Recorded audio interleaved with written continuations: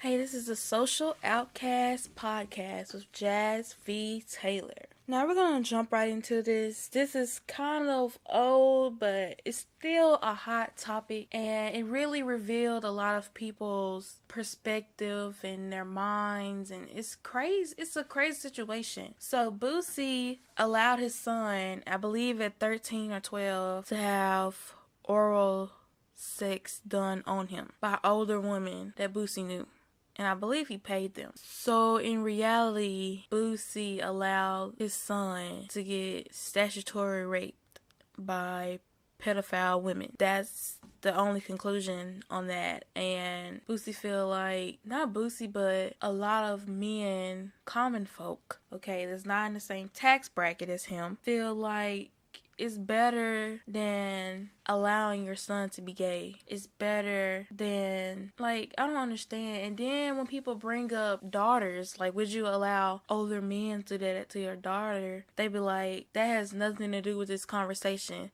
And I'm like, yes, it does. And that goes into, like, forcing guys to be men at a young age. Like, that boy is 12 or 14 years old, and you're allowing him, I believe he was 12, not 14, and you're letting this happen to him. You're paying people to do this to your son, but you won't let it happen to your daughter. You will probably kill, like, a lot of people before you let that happen to your daughter, but it's okay for your son to get it. And then a lot of people brought up Dwade and his son situation, and how Dwade is living through his son, and how they're allowing him to have a sex change. How is that different? One, he had a gender change, not a sex change. Two, don't speak on situations that you're uneducated on. And then when you tell them it's a difference between gender and sex change, they be like, oh, I know. But then you go see another post, and they're still saying sex change. And I'm like, dude, I just corrected you. I just showed you screenshots, something you could have did by yourself and Googled,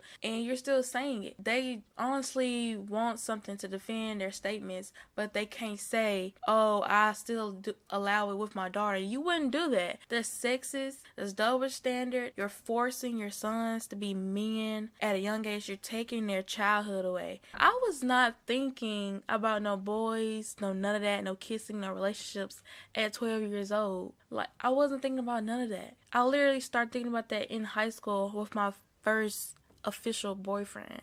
You know what I mean? Besides, like, the little puppy crush and passing notes, like a real, actual relationship. I wasn't thinking about none of that. And I wasn't thinking about that in that relationship. I was just, like, going with the flow, living in the present. And, of course, it got brought up to me because my first relationship in high school, I was a freshman, he was a senior, but we knew each other, like, we grew up together, and he was cool. He was waiting on me, you know, and nothing really happened anyway. We didn't do anything. So I'm confused on how a 12-year-old boy, I know hormones are different from ours and things happen earlier, you know, whatever, but, and everybody's different individually, but his dad is forcing that on him. I feel like his dad probably had conversations with him, or he would have his friends over, his partners and whatever, and they would have their conversations in front of his son, because they're like, oh, this is what men talk about, this is men conversations, yada yada, stuff like that. And so now his son has that influence. So his son probably did ask for that. His son probably did wanted that. But it's still statutory rape. It's still those women being pedophiles. Like, they literally got down on their knees or whatever in the bed, whatever, don't want to know, but they still did that to a little kid. Like, what? They need to be in jail, honestly. Boosie done already told us that's evidence. So they need to be in jail. That's my opinion, and I feel like D-Wade's situation has nothing to do with this. I feel like bringing up, oh, would you do this to your daughter? Would you allow men to do this to your daughter? I feel like that's a great example to add into the conversation, but no, they're like just pushing that away, saying that has nothing to do with it. Why are you bringing females into this? And I'm like, why are you bringing up a boy who hasn't had oral sex done to him into this? We're bringing up your daughter that's also a part of you being, like, allowing your son to do this. Okay, why are you not allowing men to do this to your daughter? Make it make sense. How does that not how does that not go into the conversation? Honestly, this is conversations you need to have with your husband. Not even your husband. You should have this conversation before then. You should have this conversation with your boyfriend right now. And I did that. I did that when that broke out. I was with my boyfriend and I asked his opinions on the situation. Before I even said anything, I was like, how you feel about the Boosie situation? He was like, he couldn't see himself doing it to his son. And I was like, thank God, because I was about to be a single woman, even though I am now. You really should have conversations with guys you're being with. And one of the guys I got into it with, where he didn't know the difference between sex and gender change, like I just mentioned, that was a real thing. He's having a baby right now with a girl he cheated on multiple times. He had to go on Facebook multiple times and make a public apology. And now he's having a kid. And I feel like so sorry for that girl. I feel so sorry for that child. If it's a boy, he's about to have his innocence taken away. If it's a girl, she's about to have so much sexist and double standard, like, teachings put on her, and like, it's just crazy. Like, and these are the guys who call girls hoes. They calling girls hoes, yet they only mess with hoes because they be on hoe behavior. These guys are out here doing hoe behavior with hoes, girls that are willing to do this stuff with them. Like, how can you, like, guys are out here doing hoe behavior. They can't be out here doing it by themselves unless they on the DL and doing it with other guys. So there's girls willing to do the hoe behavior with them. So that makes them hoes. And that's all they're doing is hoe behavior. So all they're messing with are hoes. So they're out here saying all girls are hoes. That's what they're saying. Like, of course you think all girls are hoes if all you're doing is hoe behavior. You're not out here on your independent, structured, educational, financial stability building, like, you're not doing nothing for yourself. You're out here playing, you're out here doing childish stuff. When they say birds of a feather flock together or something like that, it goes for guys too. If you're out here doing whole behavior, of course, all you're gonna get is hoes. They turn into hypocrites because females be saying, like, they come at guys, and they be females that be on their boss shit. They be on their boss bag, all that good stuff, catching, like, chasing money, all that good stuff. And they be like homebodies. All they do is go to work, go to school, go home. Like, and guys that be on whole behavior come at them. And, like, I don't even know. But Boosie's situation, Boosie is a terrible father. I'm going to just go out there and say that since he did that. There is nothing morally different about it. There's nothing religious about it. So it's honestly an unlawful, fucked up situation that his son went through. Regardless if he went with it or not, his childhood was taken away. Those women are pedophiles. Dwade's son has nothing to do with it. He had a gender change, and he's not out here getting oral sex paid for by his dad. And then that's just that on that. If you have any opinions on that, if you're for it, don't even comment, don't even listen to me, don't even follow, because honestly, I'm about to call Law and Order SVU, and I'm gonna have Olivia handle you, because that's fucked up. I wouldn't do that to my son. I wouldn't do that to my daughter. Like, that's just, it's sick, it's nasty, it's disgusting. The fact that he hanging out with women, that he knew women that would do that.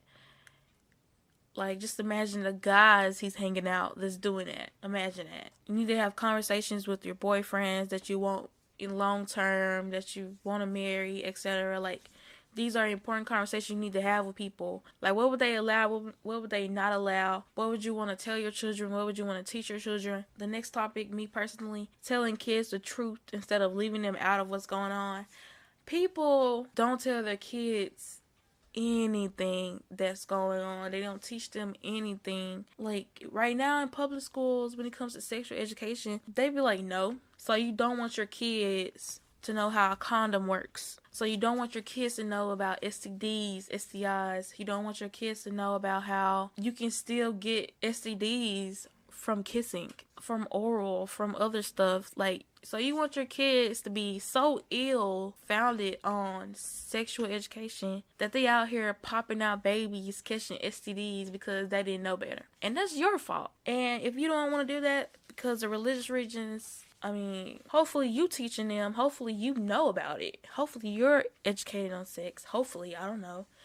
to tell them, to educate them. But just know if your kids have a cell phone and are on social media, just know they know some things. They know some things. It's out there, especially Twitter. Like, it be some nasty stuff on there. Like, I don't want to be in the car with my mom scrolling and I come upon a GIF or a video. Come on, Twitter. And no, I'm not editing my filter, okay? I'm grown enough to know about that stuff. I probably know more than a 48-year-old out here, okay? But am I doing it? No. Like, people feel like their kids, once they learn this stuff, they're gonna go out and do it. Honey, I learned about blue waffle and I am traumatized to this day. Like, and then it's like they use like a banana for like the condom thing. I personally don't know how to put on the condom. I do feel like boys should know more than girls, but I do feel like girls should keep condoms around because there are boys out there who are nasty and they prefer raw over anything, regardless of how many girls they out here doing. And how can you be a guy that's cultured, meaning you know about Eazy-E, and you still out here just fucking girls? So you want to be another Eazy-E? Eazy-E didn't teach you anything? Okay, you go out here and you catch AIDS. That's you, honey. But you're not about to just pass it to me. That's why I feel like girls should keep condoms. But I do feel like guys should know how to use condoms because I don't have a dick. You have a dick. So why is it my responsibility? But I do feel like girls should carry condoms. But telling your kids about stuff, as in having a real conversation with them, no matter their age, I feel like that's important. No matter what it's about, you shouldn't be blunt, like straight up blunt with it, but like break it down to their understanding. I personally, if I had a child, like a baby, I wouldn't do baby talk. I would just talk to them regular to help them build their communication skills. And I feel like kids should know things. It helps them grow. It helps them cognitively and emotionally. This is another whole topic for another episode. I just wanted to put that out because I'm not saying Dwade and Boosie's sons shouldn't know about this stuff. Apparently Dwade's son already know. He already knows. And we know Boosie's son was forced to know. It's just like, you should tell them, you should talk with them, you should tell them about it and then tell them they shouldn't do it. And if they do it behind your back, please use a condom, please be safe.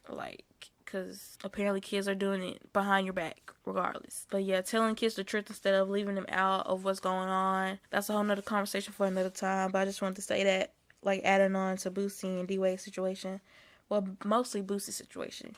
The common folk added in Dwade's son as a justification, meaning they're homophobic, meaning I'll pray for their kids. And then if their kids kill themselves or run away or don't want to mess with them, and they just so happen to get up there financially and they don't want to help their parents out, that's just them. I'd rather have a happy son no matter what he chooses in life than a son that kills himself. And that's just my opinion on that. And if you want to talk more about this, like, I'll add it into another episode about, like, if your son or daughter goes, like, homosexual or bisexual, Anyway, our last and final topic is Simone. This was trending today. She had a conversation or interview with Nick Cannon on, I guess he have a show or whatever. I don't know. I don't keep up with him. But she was like, she doesn't want a guy to have a 9-to-5. He has to be an entrepreneur like her, because if he was a 9-to-5 guy, he wouldn't understand why she's up at 3 a.m., etc., etc.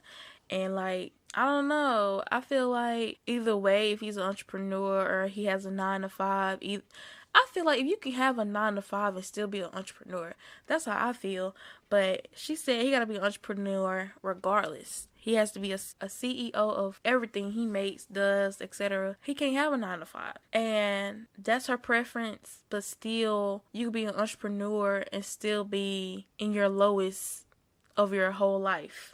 You can still not even make $1 or a penny. Like, you can still make the same amount as a 9-to-5 person being an entrepreneur. And that's how people are looking at it right now. They feel like she's thinking an entrepreneur is somebody that's making bands on bands. But not every entrepreneur is, like, rich. So I don't understand. But that's her preference.